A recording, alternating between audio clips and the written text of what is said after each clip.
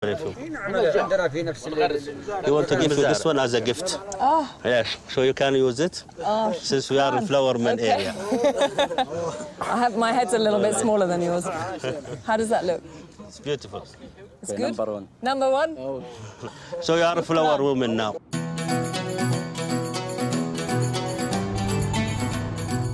Once the frankincense traders made it through the foothills, they followed flatter ground north towards what is today the Muslim world's most important sacred site. Yeah. Ahead of us is the city of Mecca, the birthplace of the Holy Prophet Muhammad. But I can't go there, as the road signs make very clear. It's out of bounds for non-Muslims and forbidden by Saudi law. The traders walk directly from the Asir Mountains through Mecca on their journey north. We have to make a diversion 100 miles west to the city of Jeddah.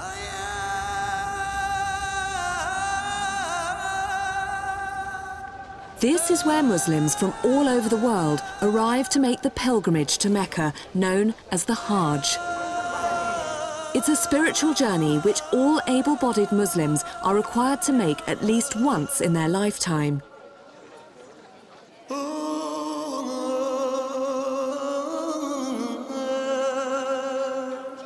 Today, around 3 million pilgrims come to Jeddah each year.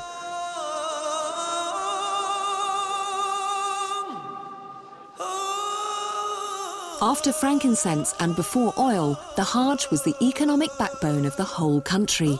Local historian, known as Engineer Sami, tells me how pilgrims made Jeddah a trade centre. The pilgrims, when they come here for the Hajj, part of their journey is to trade, to bring things to sell and buy things, and this has been known for hundreds of years. Pilgrims travelled here from every corner of the globe, and over time, many of them stayed, making Jeddah today one of the most ethnically diverse cities in the Middle East. The pilgrims' exotic goods were their currency, and frankincense has always been in demand. Smell that. Yes. Frankincense everywhere. Yes. And for sale everywhere. Yes, yes. It's very important commodity for the usage. And there are different kinds. Some you burn to have nice smell in the sitting room, or in the entrance, or the staircase, different. Can we just have a look? Yes, we can. Yes, yes, yes. Look at all this stuff. Salaam alaikum. I just wanted to ask you a little bit about the incense that you are selling. Engineer Sami was saying you have different incense for different rooms, even. What about this one? Where would you burn this one? Mix. Mix? Yeah. You could use in the sitting room? Sitting room. Yeah. This one for bedroom. Look at you both. You're being very naughty. Smell. Is it going to mean that I'm going to run away with you, Engineer Sami? Are you going to smell it? Smell. Ooh, yes. Yeah. It's quite potent. Is it very expensive? How much for that jar? 25. 25 riyal? Yeah. But for your wife, I'm sure she is worth it. Very cheap. For her? Very cheap.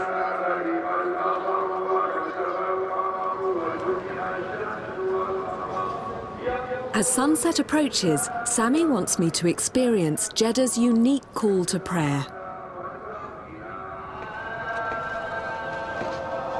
Wow. What timing! From every direction. 36 mosques in 1 square kilometer. And it's been calling for 1,400 years. Oh, it's beautiful. And it is the same word from the time of the Prophet. And look, people closing their shops, and everybody is going to pray. Oh, they're closing. Just magical. Thank you. You're very welcome. It's such an incredible sight and sound that I find myself completely overcome. And soon they will be reading Quran, and maybe one of them will be reading the story of Jesus and Mary. because it's in the Quran and Moses. Look at the shop they're closing to go to pray. Look.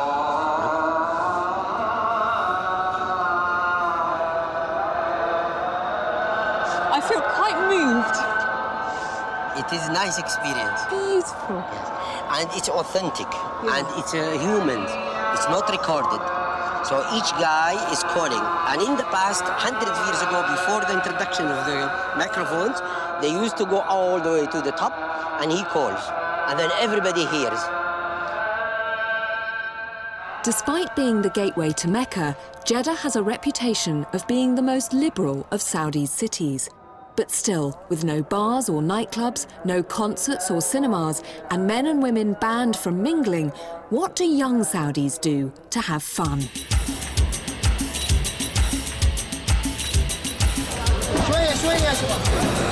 Well, this is what the boys do.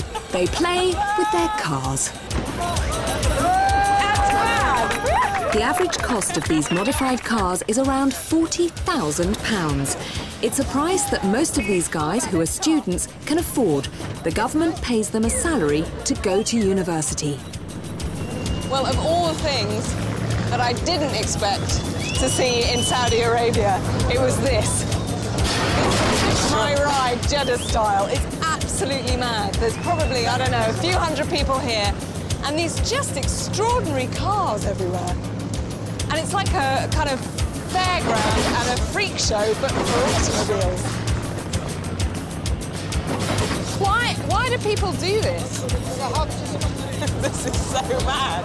Can I go in and just read it? Okay. Is it all right? Yeah. Can I? Move out of the way, guys. This is a girl driving. You've no idea how dangerous this is. Is the handbrake on?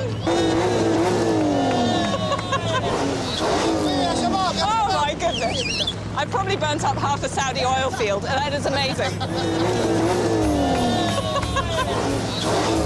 Can I see this one? Because it just looks mad. This car has the strongest hydraulic system in the whole kingdom, maybe in the whole Middle East. Really? So everything is about hydraulics? Yes, everything.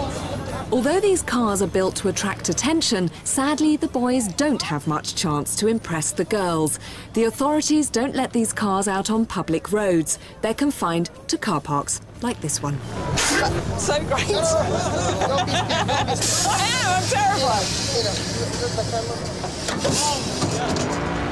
Just a few blocks away, some of Jeddah's girls are having their own fun.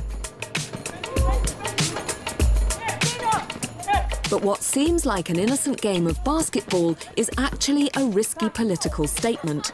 Powerful religious clerics have banned girls playing sport in public, deeming it un-Islamic. These students and housewives play their basketball on private property, but despite that, they still risk being arrested. And Dowie isn't happy about them playing either. Now then. What does that look mean? I don't know. What's the problem? It's the first time I saw this thing. First time you've seen women playing sport? Yes. Any sport at all? Any sport at all. But does it say anything in the Quran about women not playing sport? No, there is nothing in the Quran saying women cannot play sport. If they are only women, that I will accept it. But when there is a man, I cannot accept it. Mina started the club 2 years ago with 6 members. Today, there are more than 100. They are one of 7 teams in a women's basketball league in Jeddah. For a lot of women in Saudi Arabia, this is very unusual and not acceptable in some cultures within Saudi Arabia. It is a tribal belief, and hopefully that will start changing with globalization, the world being a global village.